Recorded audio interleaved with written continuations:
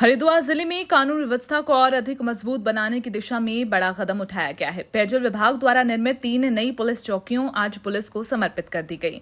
वहीं रुड़की में महिला हेल्पलाइन और साइबर सेल के नए कार्यालय का भी शुभारंभ हुआ। इस अवसर पर एसएसपी नवनीत सिंह भुल्लर ने कहा, आधुनिक सुविधाओं के साथ पुलिस व्यवस्था को लगातार मजबूत किया जा रहा है, जिससे आम जनता को बेहतर और त्वरित सेवाएं मिल सके।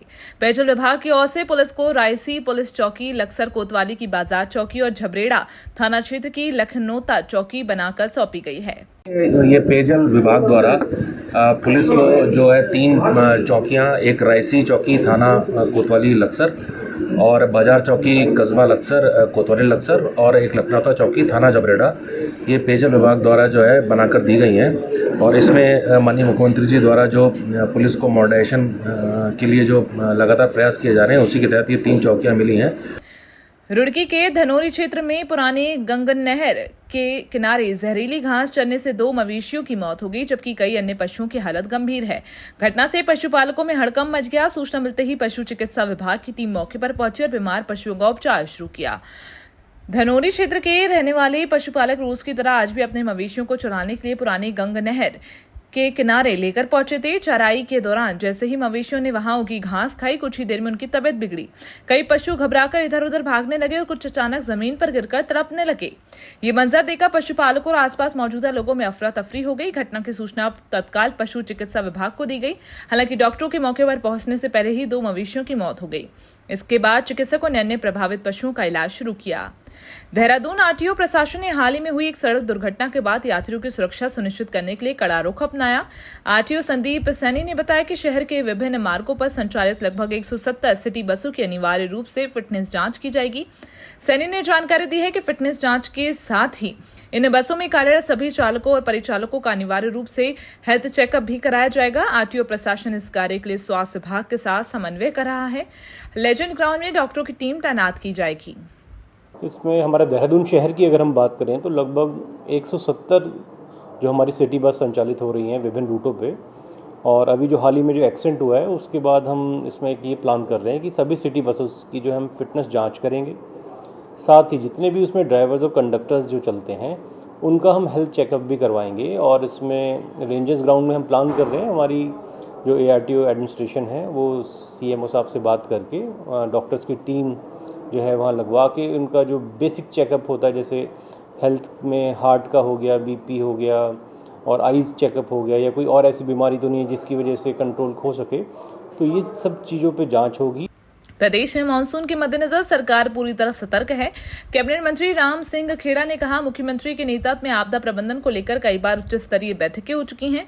उन्होंने कहा, आपदा से जुड़े सभी विभाग पूरी तरह तैयार हैं और सरकार का प्रयास है कि प्रदेश की जनता को किसी भी तरह की परेशानी का सामना न करना पड़े।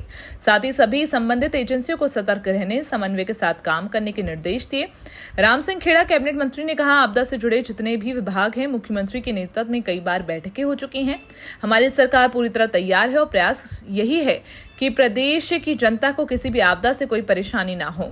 सभी विभाग समन्वय के साथ काम कर रहे हैं। तैयार है और माननीय मुख्यमंत्री जी के नेतृत्व में कई बार आपदा से जुड़े जितने भी अधिकारी हैं उनकी बैठक भी हो चुकी है। और मानसून पे आपदा के दौरान कहीं पर भी कृषि क्षेत्र में कोई भी परेशानी क्षेत्र की प्रदेश की जनता को नहीं होगी। इस दिशा में हमारी सरकार काम कर रही है।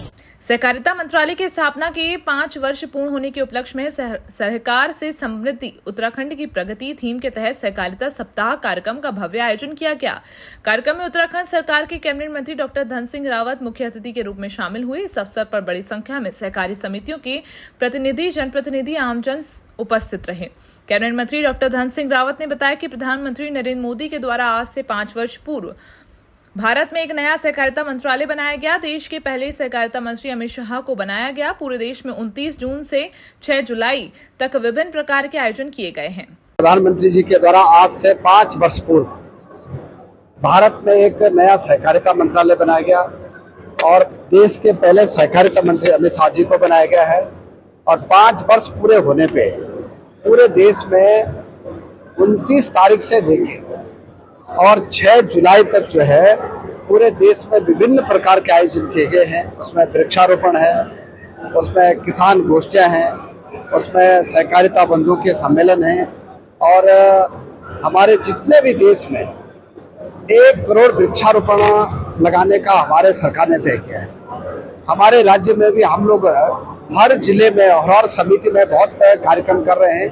सरोवर नगरी नैनीताल में सुप्रसिद्ध मां नंदा सुनंदा देवी महोत्सव 2026 आगामी 16 सितंबर से 23 सितंबर तक बड़ी धूमधाम से मनाए जाने के लिए श्री राम सेवक सभा सदस्यों की बैठक आयोजित की गई।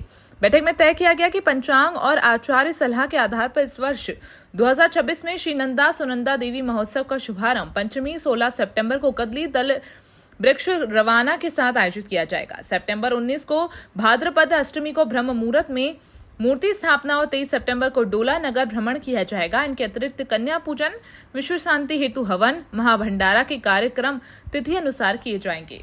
श्री राम सेवक सभा की कार्यकारिणी की आज बहुत महत्वपूर्ण बैठक प्रस्तावित हुई और उसके बाद उसकी अध्यक्षता आदरणीय मनोज शाह और संचालन महासचिव श्री जगदीश बावड़ी जी द्वारा किया गया। और इस बैठक में महत्वपूर्ण ये रहा कि नंदा देवी महोत्सव 2026 आयोजित किया जाएगा, जिसका आयोजन श्री राम सेवक सभा 1926 से लगातार करती आ रही है। और उससे पूर्व 1903 में श्री राम सेवक सभा से पूर्व स्वर्गीय श्री मोतीराम शाह जी द्वारा नैनीताल में नंदा देवी महोत्सव का आयोजन लगातार किया जाता रहा। और इसमें ये महत्वपूर्ण निर्णय भी आज लिया गया कि पंचांग के अनुसार और जो हमारे पुरोहित हैं उनके राय के अनुसार इस वर्ष नंदा देवी महोत्सव 16 सितंबर से आयोजित किया जाएगा और 19 तारीख को भाद्रपद की जो अष्टमी है उस दिन ब्रह्म मुहूर्त में मां नंदा सुनंदा की मूर्तियां स्थापित की जाएंगी और ये जो महोत्सव है वो 23 तारीख तक लगातार चलेगा।